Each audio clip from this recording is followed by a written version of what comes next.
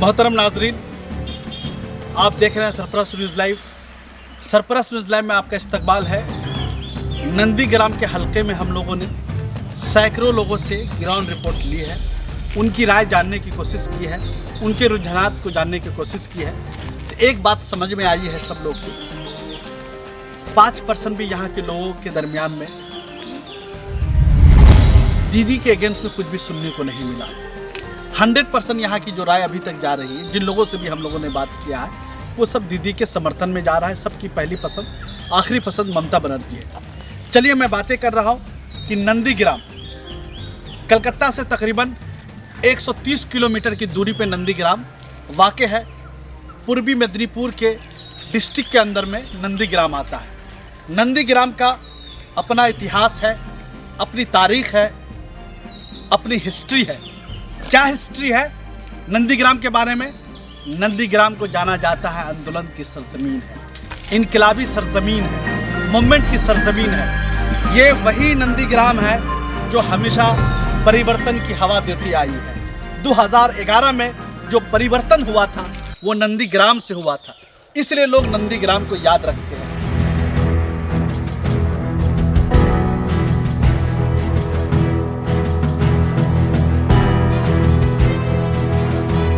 दिल्ली से चल करके जितने भी मीडिया हाउस आते हैं, कलकत्ता से शुरू करते हैं, एक बार उनका सपना और ख्वाहिश होता है कि नंदीग्राम में विजिट करके इनकी जनता, इनकी आवाम की एक बार राय लूँ। उसी नज़रिया को पेशे रफ्त रखते हुए सरपरस्त की टीम भी नंदीग्राम में, हम लोग विलेजेज में हैं और गांव के एक एक लोग की बात जानने की कोशिश कर रहे हैं कि यहाँ की हकीकत क्या है, जो दिखाया जा रहा है सच्चाई है भी या नहीं है।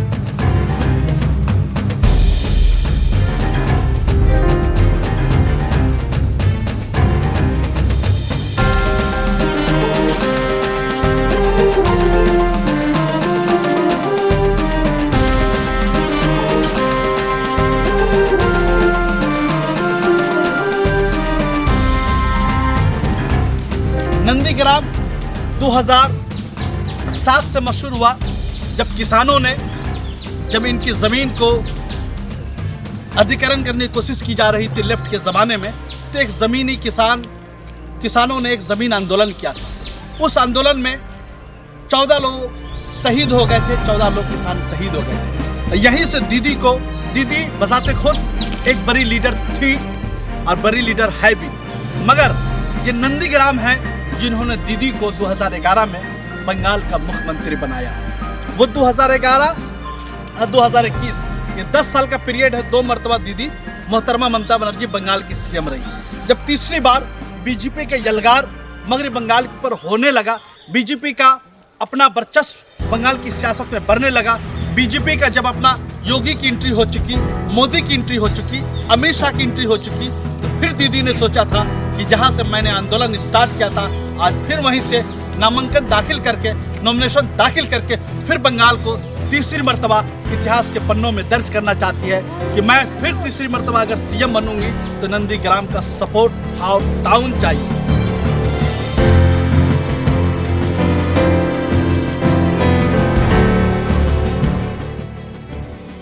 नंदीग्राम काफ़ी खूबसूरत जगह है। नंदीग्राम एक गांव है। नंदीग्राम 2007 से पहले कच्ची सड़कें थी, आज यहाँ की पक्की सड़कें हैं। नंदीग्राम में कल स्कूल्स कम थे, आज यहाँ पर बड़े बड़े स्कूल्स हैं। नंदीग्राम में हॉस्पिटल्स कल कम थे, यहाँ पे आज बड़े बड़े हॉस्पिटल्स हैं। और नंदीग्राम के बगल में ही हल्दी नदी है और हल्दी नदी किनारे हल्दिया शहर बसता है। उस हल्दिया शहर में जाने वाले लोगों का जो भी नंदीग्राम से सब्जियां हो, मछलियां हो, सब नंदीग्राम से जाता है। नंदीग्राम का अपना वर्चस्व है, नंदीग्राम की अपनी इतिहास है। नंदीग्राम के बारे में मैं एक ही चीज़ लोग बोलना चाहता हूँ, यहाँ के लोग वफादार हैं, यहाँ के लोग भरोसेमंद है, यहाँ के लोग ट्रस्टवर्दी है।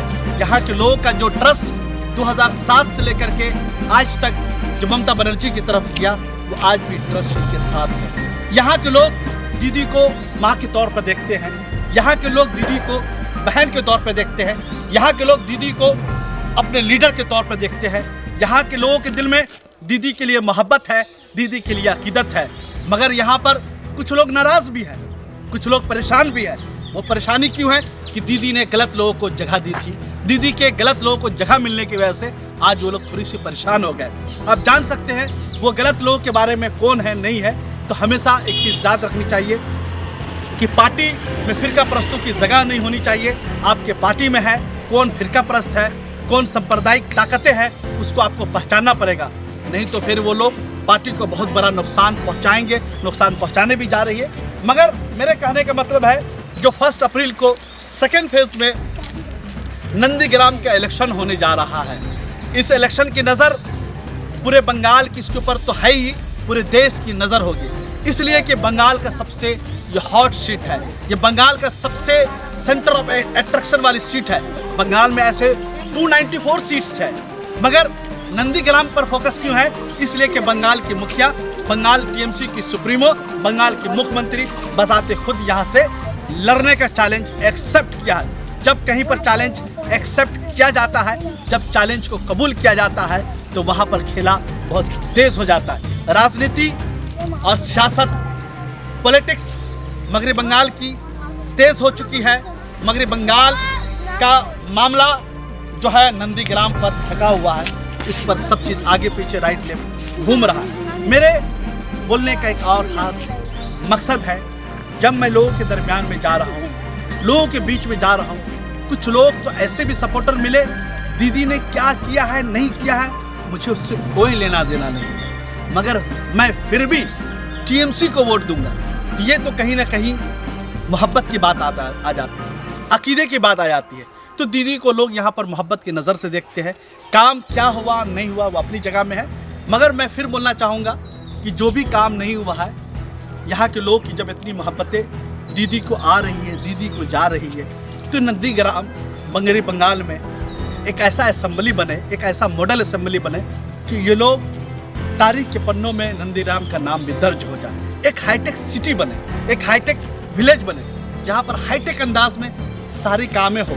यहाँ पर गरीब लोग रहते हैं, यहाँ पर मजदूर लोग रहते हैं, यहाँ पर डेली कमाने खाने वाले लोग रहते हैं। यहाँ के लोगों के दरमियान में जब मैं आया तो लोगों की माशी हालत, अर्थव्यवस्था के एतबार से फिनेंशियली कंडीशन बहुत अच्छा नज़र नहीं आया। मतलब गरीबी का जो जलगार है इनकी ज़िंदगी पर, नंदीग्राम के लोगों पर है। तो गवर्नमेंट की स्कीमें मिले, गवर्नमेंट की जो भी फैसिलिटीज़ है वो इनको मिले, ताकि ये लोग जो है अच्छी तरीक़ा से करके अपने फ्यूचर को, अपने मुस्तकबिल को संभाल सके। मगर नंदीग्राम की एक बहुत बड़ी खूबी है, ये मुस्लिम अक्सरती हल्का है, असेंबली में मुसलमानों का वर्चस्व सबसे ज़्यादा है। एक बहुत बड़ी खूबी है, हर जगह हिंदू मुसलमानों के नाम पे बंटवारा हुआ, हिंदू मुसलमान के नाम पे फसादात हुए, मगर जब से नंदीग्राम की तारीख है, नंदीग्राम असेंबली हल्का में कभी भी हिंदू मुसलमानों की लड़ाई नहीं हुई, हिंदू मुसलमानों के नाम पे बंटवारा नहीं हुआ। यहाँ पे हिंदू हो या मुसलमान हो या सिख हो या ईसाई हो, सब लोग एक साथ मिलजुल कर रहते हैं। जब आंदोलन की बात आती है, जब इनकलाब की बात आती है, तो सब लोग एक साथ अपने ज़मीन को, अपनी मिट्टी को बचाने के लिए तैयार हो जाते हैं। तो यहाँ के लोगों का, नंदीग्राम के लोगों का ज़मीनी प्रेम है, ज़मीन से लगाव है, ज़मीन से अकीदत है, ज़मीन के साथ जुड़े हुए लोग हैं। अक्सर लोगों का यहाँ पर जो है काम जो है खेती बाड़ी करने का है, अनाज का है, साग भी उगाया जाता है, दाल भी उगाया जाता है, धान की भी खेती होती है, गेहूं की भी खेती होती है। ये सारे यहाँ के लोगों का जो है ज़रिए माँ से, जिसके ज़रिए अपनी ज़िंदगी गुजारते हैं। मगर अफसोस के साथ कहना पड़ रहा है, यहाँ के लोगों के बदन पे, तन पे कपड़े भी ठीक नहीं है। तो मैं एक ही चीज़ चाहता हूँ, नंदीग्राम ने जिन लोगों को भी लीडर बनाया है, अब तक तो ये समझिए कि इनडायरेक्ट लेवल में चल रहे थे, अब नंदीग्राम पर जो नज़र है, दीदी की नज़र है। हम उम्मीद करते हैं जो आने वाले समझिए कि 2026 में जो इलेक्शन बंगाल का होगा, हम ज़रूर आपको दिखलाएंगे कि 2021 और 2026 के नंदीग्राम में क्या फ़र्क आया है। अगर यहाँ पर कल कारखाने लग जाते हैं, यहाँ पर फैक्ट्रियाँ लग जाती है, तो नौजवानों को रोज़गार मिल जाएगा, नौजवानों को तरक्की हो जाएगी, नौजवान भी खुशहाल हो जाएंगे। तो हर एरिया डिस्ट्रिक्ट का मामला यही है कि तरक्की के काम हो। अब इस बार जो है नंदीग्राम की आखिरी उम्मीद आखिरी भरोसा जो है ममता बनर्जी है। यहाँ के लोगों ने तो जहन बना चुका है कि हम दीदी को ही जगह देंगे, दीदी को ही समर्थन देंगे, दीदी को ही अपना वोट देंगे, अपना मत का दान करेंगे, अपने इंतखाबात को उनके नाम करेंगे। मगर दीदी से हमें कुछ नहीं चाहिए। तब दीदी की जिम्मेदारी बनती है कितना नंदीग्राम को देखती है। आप दीजिए महबूब रजा सिद्दीकी की इजाज़त। कैमरामैन हिदायतुल्लाह चौधरी के साथ थैंक यू वेरी मच हमारे साथ जुड़ने के लिए।